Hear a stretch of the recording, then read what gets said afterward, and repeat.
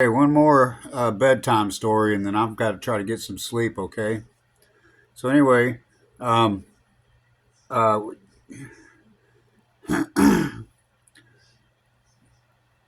went out into the booking area to use the facilities, and came back in, went back into the holding cell, and the guys in the drunk tank were like,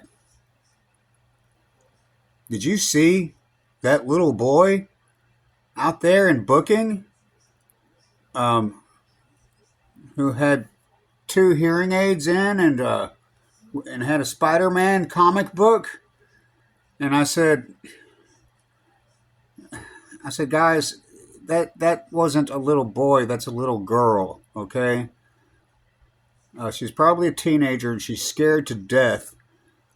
And those she had hearing aids. And I said, but she was wearing earrings, which means she was fixing to get booked out of one of the 10th most dangerous jails in the United States of America.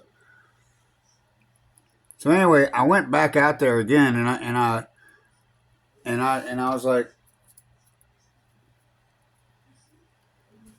and she went, and I said, yes, you're going home now. You're going home. And she went, and I said, yes, you're going home. Okay. And she started signing back to me and stuff. I was like, yes, it's okay. All right, you're okay. And she was like, and so I went back in the holding tank and I was like, did you guys fail to notice that the coloring book that kid had is of Spider-Man? And don't we all love Spider-Man? And they're like, yeah, yeah, we like the Spider-Man movies. I was like, okay, that's just a scared kid. My mother's deaf. My best friend in North Carolina is deaf. And that kid is deaf, okay? But she can hear you. She has hearing aids, okay? So I sat down next to her for a second, while I was out there, and the guards were like, you need to get back in cell 16. I was like, okay. So I told her, I was like, okay.